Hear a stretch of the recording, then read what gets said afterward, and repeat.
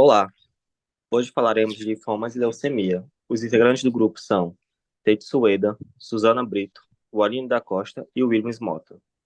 Estima-se que entre 2023 a 2025 ocorrerão mais de 64 mil casos novos de neoplasias. Dentre elas, destacam-se as doenças linfoproliferativas, os linfomas e leucemia.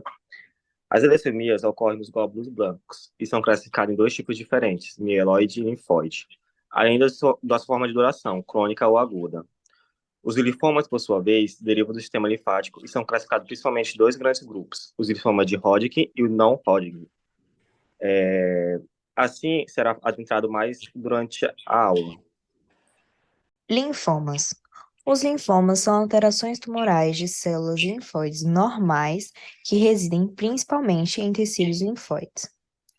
Existem dois tipos: os tipos de Hodgkins, que têm uma organização mais ordenada, e o de não Hodgkins, que tem essa projeção mais desordenada.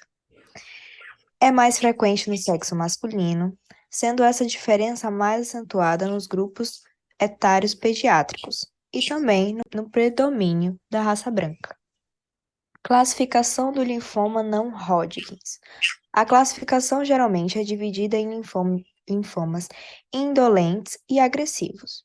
Os linfomas chamados de indolentes são caracterizados por uma baixa proliferação celular, evolução lenta, com linfoadenomegalia não dolorosa. Os linfomas agressivos apresentam alto índice de proliferação celular e linfoadenomegalias localizadas. Manifestações clínicas do linfoma não Hodgkins. A avaliação do paciente deve ser incluído a anamnese e o exame físico. Pacientes se apresentam principalmente com linfoadenopatia e sintomas característicos, que é febre, sudorese noturna e emagrecimento. Em relação à parte extradural dessa doença, ela vai acometer principalmente o trato gastrointestinal. Em relação ao tratamento do linfoma não Hodgkins, a radioterapia associada à quimioterapia em pacientes com linfoma de alto grau em estágios precoces tem um bom prognóstico. Como resultado, a quimioterapia seguida de rádio passa a ser padrão no tratamento do linfoma não Hodgkins, agressivo em estágio 1 e 2. Outros estágios vão requerer alternativas mais agressivas. Classificação do linfoma de Hodgkins. São classificados em dois grupos, o linfoma de Hodgkin nodular e o clássico. O nodular, ele tem predomínio dos linfócitos B benignos e apresentam células grandes. O linfoma de Hodgkins clássico apresenta vários tipos histológicos e o mais frequente é o tipo de esclerose nodular. Manifestações clínicas. Na anamnese, esperamos encontrar sintomas clássicos como febre, sudorese noturna e perda ponderal. A febre geralmente é baixa e irregular. No exame físico, o achado mais comum é a presença de adenomegalias não dolorosas, com localizações características em cadeias ganglionares no pescoço, supraclaviculares e axilares. Tratamento é diferente em relação ao linfoma de Hodgkins nodular e o clássico. No nodular, preconiza-se a excisão cirúrgica associada a uma radioterapia na área atingida. O tratamento do linfoma de Hodgkins clássico atualmente recomenda-se a utilização terapêutica combinada de 3 ciclos de quimioterapia. O termo leucemia refere-se a um grupo de doenças complexas e diferentes entre si que afetam a produção dos glóbulos brancos. Nós vamos ter que as leucemias, elas são divididas em mieloide e linfóide. Dentro dessas duas divisões, nós vamos ter 4 categorias, que são as leucemias mieloides agudas e crônicas e as leucemias linfóides agudas e crônicas. A leucemia aguda, ela é rapidamente progressiva e afeta a maioria das células primitivas, imaturas, que perdem a capacidade de desempenhar suas funções normais. Essas células imaturas, elas são denominadas linfoblastos para os casos de leucemia linfóide aguda e mieloblasto nos casos de leucemia mieloide aguda. e que elas multiplicam-se, né, de forma incontrolável, acumulando-se e impedindo que sejam produzidas as células sanguíneas normais. A leucemia crônica, ela progride lentamente e permite o crescimento de maior número de células já desenvolvidas. Em geral, essas células mais diferenciadas, elas podem ser capazes de exercer alguma de suas funções normais. É importante ressaltarmos que as leucemias, elas são doenças em que há uma alteração genética adquirida, não congênita, nas células primitivas da medula óssea. O que nós queremos dizer, né, ressaltar aqui, é que não se trata de um fenômeno hereditário, apesar de ocorrer nos genes. Primeiramente, nós vamos falar sobre a leucemia mieloide crônica, que ela resulta de uma lesão adquirida não hereditária no DNA de uma célula-tronco da medula óssea. As células alteradas nessa doença, ao contrário dos quadros agudos, elas geralmente funcionam de forma adequada, permitindo um curso inicial da doença mais brando do que nos casos agudos. Nós vamos ter que ela se caracteriza, na maioria das vezes, nesses casos, pela presença de uma anormalidade genética, que foi chamada pelos estudiosos de cromossomo Filadélfia. Nós sabemos que os seres humanos, eles possuem 46 cromossomos, 22 pares, né, que são aí numerados de 1 a 22, e nós temos um par de cromossomo sexual. Quando ocorre o cromossomo Filadélfia, é porque ocorreu uma anormalidade nos cromossomos de números 9 e 22, os quais eles quebraram e trocaram entre si partes. Essa alteração, ela é chamada de translocação e ocorre um novo cromossomo que se forma, que é o que nós chamamos de Filadélfia, ou também chamado de translocação 9.2, conforme a gente percebe na imagem. A maioria dos casos de leucemia mieloide, ela vai ocorrer em adultos, mas também nós temos casos que ocorrem em crianças. Os sintomas que é possível notar são mal-estar, a pessoa ela fica cansada, né, mais facilmente. Pode também haver uma falta de fôlego durante as atividades físicas e também observa palidez, né, devido à anemia severa e também um desconforto na região ali, uma dor na região do hipocôndrio esquerdo. Também pode ocorrer um suor excessivo, perda de peso, intolerância a temperaturas mais altas. Essa dor no hipocôndrio esquerdo, né, esse desconforto, ele vai ocorrer principalmente por causa do aumento do tamanho do baço, ok? E nós temos que esses sintomas, né, eles são mais diagnosticados quando eles estão numa forma mais exacerbada, que aí é quando a pessoa realmente vai ao médico e é possível fazer o diagnóstico desta doença.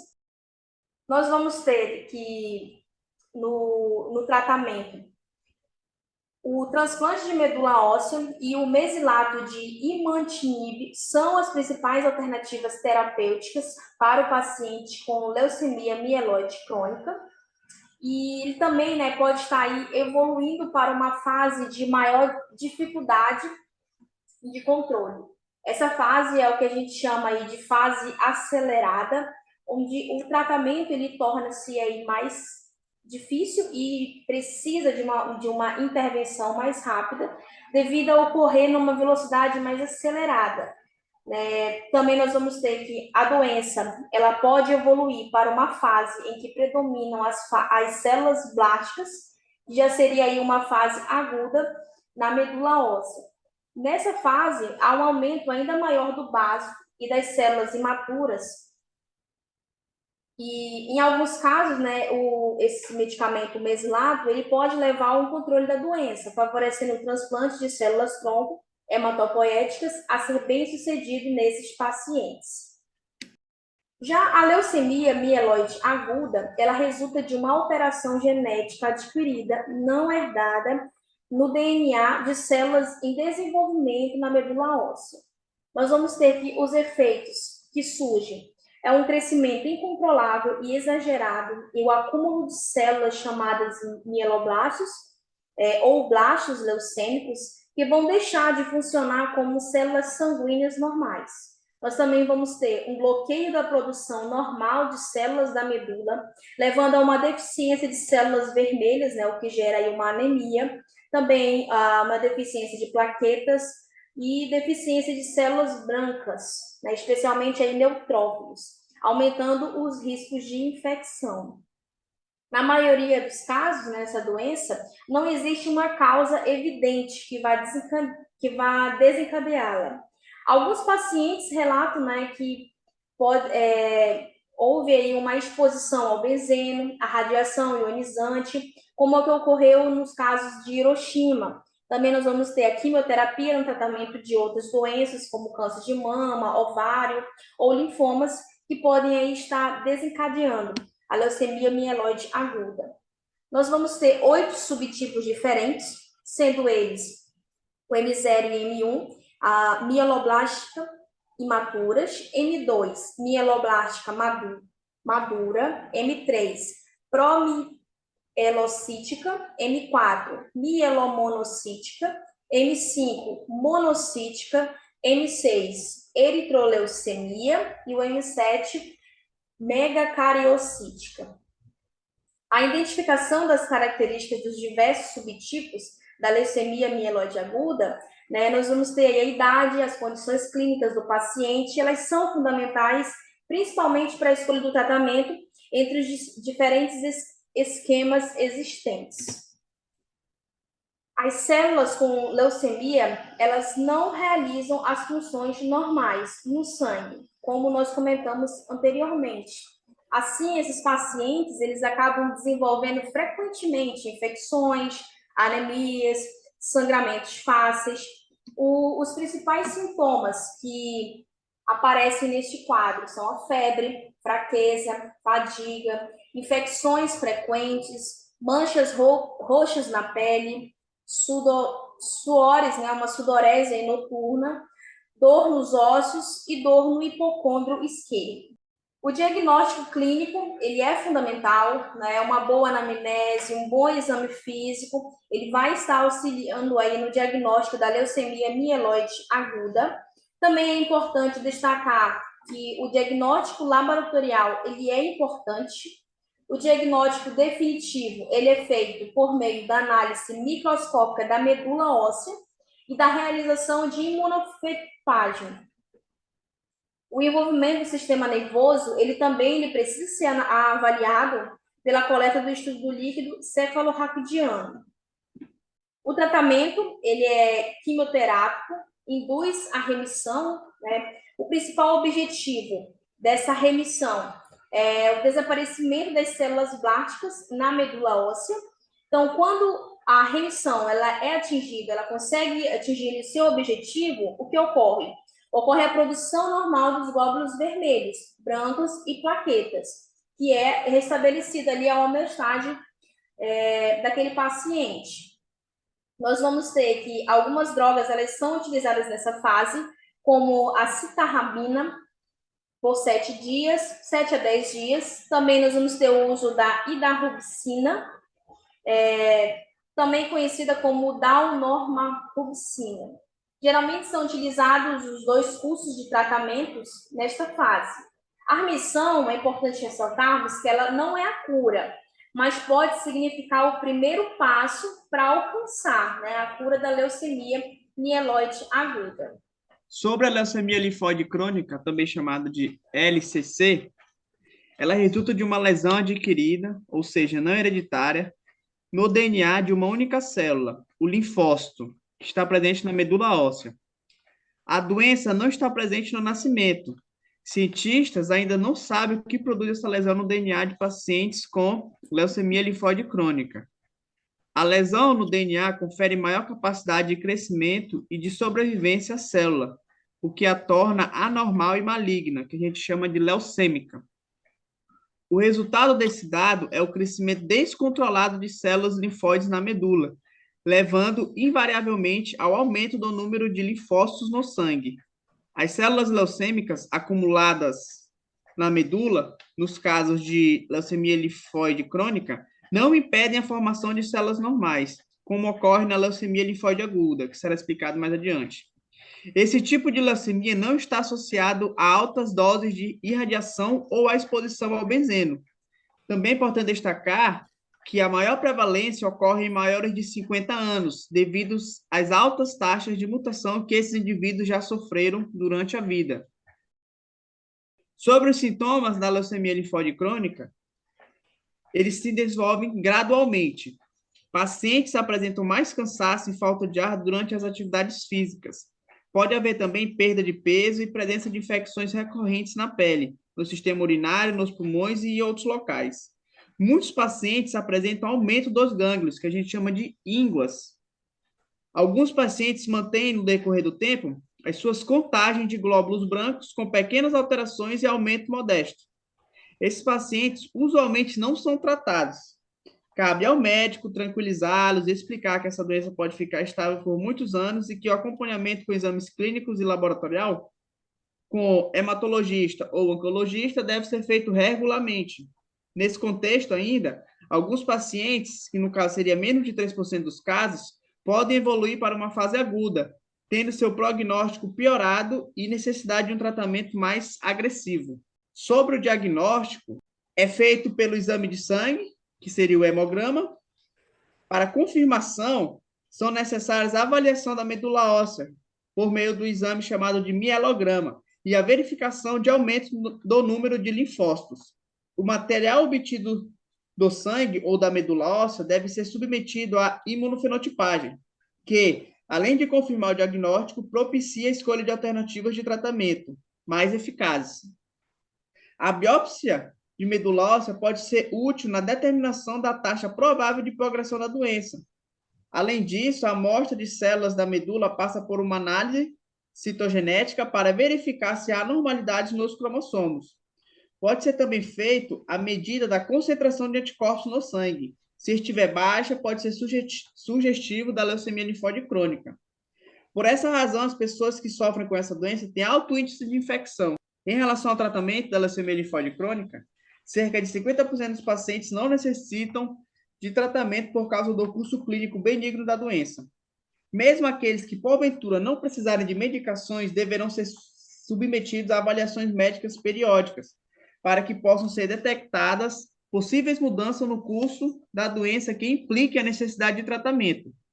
Quando o paciente portador dessa leucemia necessita de tratamento, cabe ao médico escolher o tratamento inicial e as abordagens subsequentes. Entre as drogas utilizadas, podemos citar a fludarabina, clorambucil, cladribina, doxorubicina, prednisona, vincristina, rituximab e Campate. Além disso, também o transplante de medula óssea, em suas várias modalidades, também pode ser indicado em casos selecionados dessa leucemia. Agora, em relação à leucemia linfóide aguda, também chamada de LLA, ela resulta na produção descontrolada de blastos, que seriam células jovens de características linfóides, com redução na produção normal de glóbulos vermelhos, brancos e plaquetas. Ela desenvolve-se a partir dos linfócitos primitivos, que podem ser encontrados em diferentes estágios de desenvolvimento. Sinais e sintomas da leucemia linfóide aguda. Apresenta sinais e sintomas muito parecidos com os da leucemia mieloide aguda. No entanto, os pacientes apresentam mais frequentemente adenomegalias e aumento do baço. Também é importante destacar alguns critérios psicológicos que enquadram fadiga e perda do apetite, os linfonodos, que a gente vai chamar eles de gânglios hipertróficos, devido ao aumento do seu crescimento. Também é importante destacar